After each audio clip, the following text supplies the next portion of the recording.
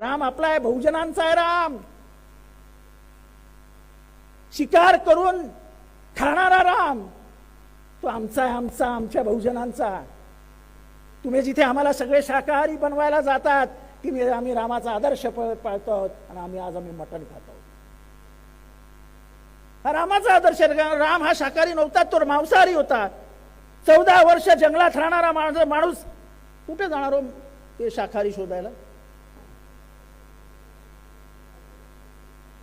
बरोबर आहे की नाही? जे बोलतो ते खरं बोलत असतो मी. केलेले आता पोलीस स्टेशनवर काय सांगा त्याच्याबद्दल?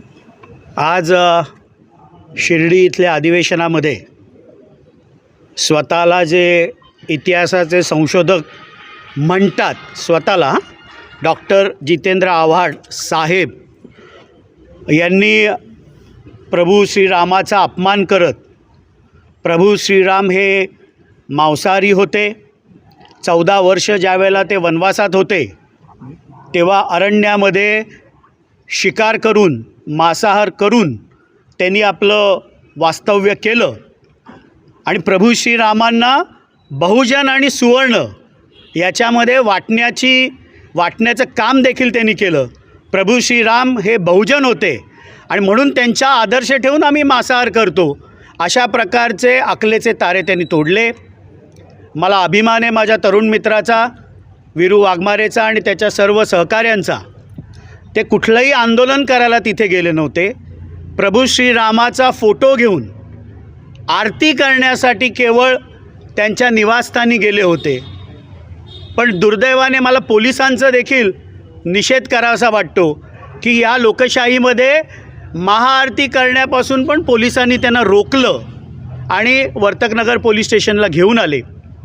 मला माहीत नाही की ऋषी वाल्मिकींनी जे रामायण लिहिलं आहे, 24,000 श्लोक आहेत, 7 खंडामध्ये ते रामायण ग्रंथ आहे आणि त्याच्यामध्ये बालखंड आहे, अयोध्याखंड आहे, अरण्यखंड आहे, किष्किंधाखंड आहे, त्यानंतर सुंदरकांड आहे, युद्धकांड आहे आणि शेवटचं उत्तरखंड आहे. ह्या 7 खंडांमध्ये 24,000 ज्या काही ओव्या त्यांनी लिहिलेल्या आहेत, ज्या काही श्लोक त्यांनी लिहिलेले आहेत, त्याच्यामध्ये कुठेही प्रभू श्रीरामाने मांसाहार केला होता हे कुठेही आढळून येत नाही. वनवासामध्ये असताना देखील फळं कंदमुळं खाऊन त्यांनी तिथे वास्तव्य केलं, पण कायम हिंदू देवदेवतांचा अपमान करायचा, त्यांच्याबद्दल, हिंदू धर्माबद्दल अभद्र बोलायचं, ही डॉक्टर जितेंद्र आव्हाड यांची संस्कृती आहे. धर्मनिरपेक्षता म्हणजे हिंदू धर्माचा अपमान नाही. धर्मनिरपेक्षता म्हणजे मी हिंदू धर्माचा देखील तेवढाच सन्मान करीन, मी मुस्लिम धर्माचा देखील तेवढाच सन्मान करीन, मी ख्रिश्चन धर्माचा देखील तेवढाच सन्मान करीन आणि मी शीख धर्माचा, बुद्ध धर्माचा देखील तेवढाच सन्मान करीन. हे धर्मनिरपेक्षवाद असतो. पण सातत्याने हिंदू देवतांबद्दल अभद्र बोलायचं, अपमान करायचा ही डॉक्टर जितेंद्र आव्हाडांची सवय आहे. आम्ही या पोलीस स्टेशनमध्ये जमलो आहोत की पुढच्या 24 तासामध्ये त्यांच्यावर जर गुन्हा दाखल झाला नाही, आमच्या हिंदू समाजाच्या भावना दुखावल्या गेल्या आहेत आणि त्यांच्याविरुद्ध जर गुन्हा दाखल झाला नाही तर आम्ही मोठा मोर्चा घेऊन वर्तकनगर पोलीस स्टेशनवर येऊ. आज आम्ही शांतीपूर्ण पद्धतीने वीरू वाघमारे हा तिथे महाआरती करायला गेला होता. पुढची महाआरती आम्ही पोलीस स्टेशनवर करू जर पुढच्या 24 तासामध्ये डॉक्टर जितेंद्र आव्हाड यांच्यावर गुन्हा दाखल झाला नाही तर. त्या ठिकाणी आता गौमूत्र देखील शिंपडण्यात आलेलं आहे. एकीकडे सनातन धर्माविरुद्ध बोलायचं, मी बहुजनांचा नेता आहे, मग वीरू वाघमारे कोण आहे? वीरू वाघमारे कोण आहे? माझे सगळे सहकारी कोण आहेत? आणि ते प्रभू श्रीरामाची महाआरती तिथे करायला आल्यानंतर जर तुम्ही तिथे गोमूत्र शिंपडत असाल तर याच्यापेक्षा हिंदू धर्माचा कुठला मोठा अपमान आहे?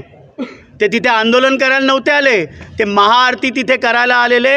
प्रत्येकाच्या हातामध्ये प्रभू श्रीरामाचा फोटो होता आणि ते तिथे महाआरती करणार होते. म्हणजे एकीकडे सनातन धर्माविरुद्ध बोलायचं, एकीकडे हिंदू धर्माबद्दल बोलायचं आणि आज तुमचे कार्यकर्ते काय करतायत? वीरू वाघमारे कुठल्या समाजाचा आहे? माझे सगळे सहकारी कुठल्या समाजाचे आहेत, म्हणजे किती खोटं बोलायचं, किती नीच वागायचं, एकीकडे प्रभू श्रीरामांचा अपमान करायचा आणि एकीकडे हिंदू धर्माचा अपमान करायचा. म्हणून आमची पुढची महाआरती जर पुढच्या 24 तासामध्ये वर्तकनगर पोलीस स्टेशननी त्यांच्याविरुद्ध गुन्हा दाखल केला नाही तर प्रचंड मोठी महाआरती आम्ही वर्तकनगर पोलीस स्टेशनला करू.